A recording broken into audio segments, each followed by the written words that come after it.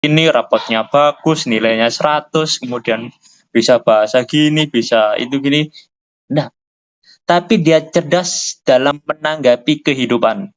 Dalam artian meskipun sudah tua, dia itu tetap menunjukkan aura yang begitu memancar. Masing-masing ada cahayanya, jadi menarik. Semakin dia tua, semakin lebih menarik lagi orang. Nah, bicara tentang umur, apalagi tentang keberkahan umur, di Hikam, saya di kami Ibnu Athaillah itu mendapati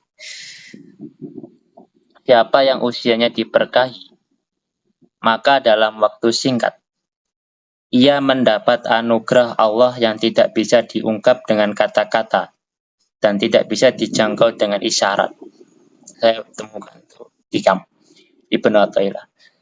Itu menjelaskan tentang di mana ketika seseorang masuk, dia menginginkan keberkahan di umurnya, maka Allah berikan keberkahan itu. Yang dimana ketika orang itu mencapai keberkahannya, maka orang itu akan merasakan. Dalam artian ketika dia menyadari keberkahan umurnya, dia sadar bahwasanya titik ini di mana dia itu menyadari keberkahan kehidupannya. Di situ kebahagiaannya itu tak bisa diungkapkan kata-kata atau isyarat. Dalam artian sangat bahagia, sangat benar-benar sangat senang terhadap kehidupan selama ini dia jalani.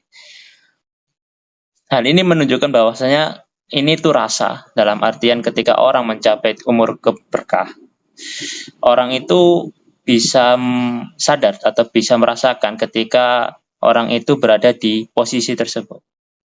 Nah, setelah itu, di mana dikatakan berkah itu? Di mana dikatakan titik atau momennya berkah umurnya itu? Di situ dijelaskan lagi lanjutannya, momen dan titiknya itu ketika seseorang diberikan sebuah keberkahan atau anugerah sama Allah, yaitu kecerdasan. Dalam artian kecerdasan bukan berarti bisa harus tafsir gini, pintar gini, rapotnya bagus, nilainya 100, kemudian bisa bahasa gini, bisa itu gini. Nah, tapi dia cerdas dalam menanggapi kehidupan. Dia cerdas dalam menyadari petunjuk Allah. Dia cerdas dalam sadar bagaimana menaati petunjuk dan menaati perintah Allah.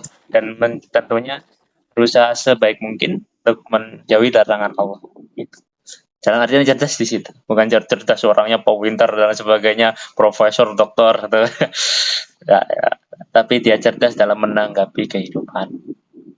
Dia lebih waspada, kemudian lebih hati-hati, yang dimana dia gunakan waktunya dalam kehidupan ini, manajemen waktunya, saahnya dia digunakan sebaik mungkin untuk bisa beramal soleh. Tentunya seperti yang sudah dijelaskan di pertemuan sebelum-sebelumnya, soleh yaitu pas, ya, dalam artian semampunya, tidak terlalu berlebihan, ya tidak terlalu kurang.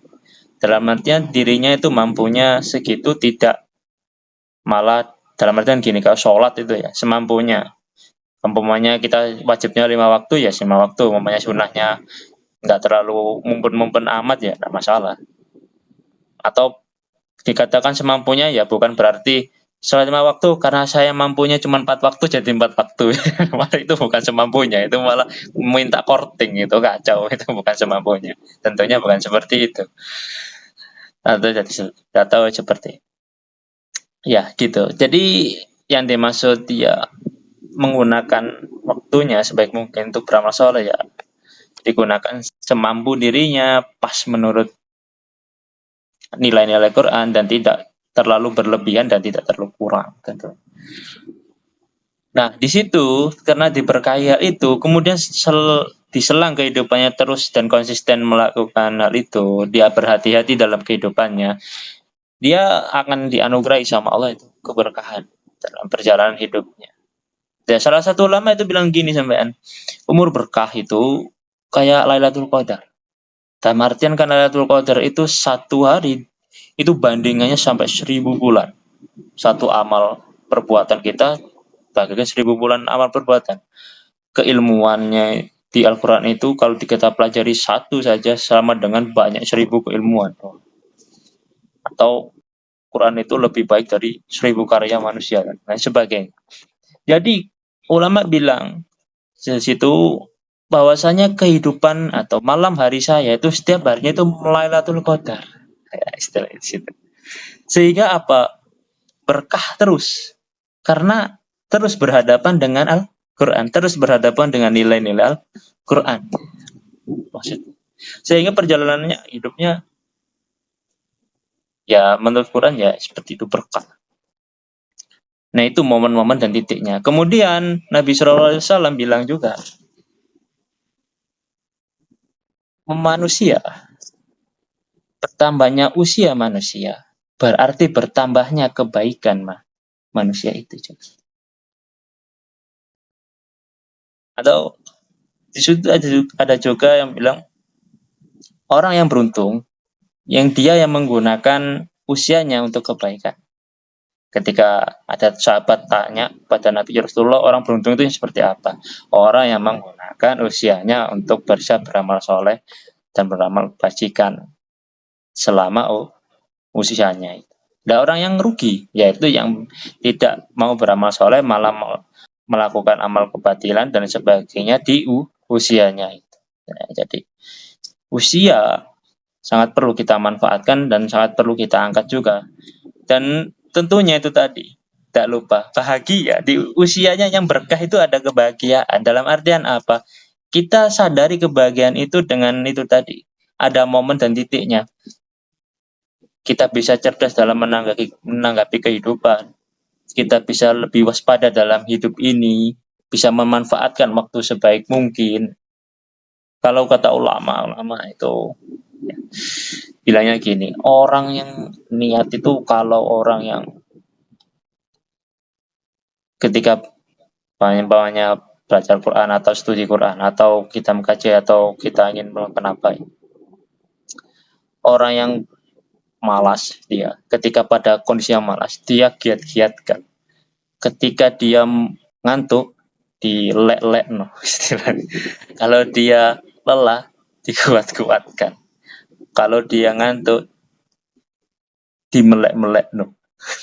Jadi kondisi seperti itu menunjukkan bahwasanya dia inginnya sungguh-sungguh untuk menjalani itu. Nah itu salah satu momen untuk bisa memanfaatkan atau mencapai keberkahan umurnya. Ya meskipun nggak sampai memangnya seperti itu karena memang potensinya nggak sampai seperti itu karena berbagai situasi dan faktor.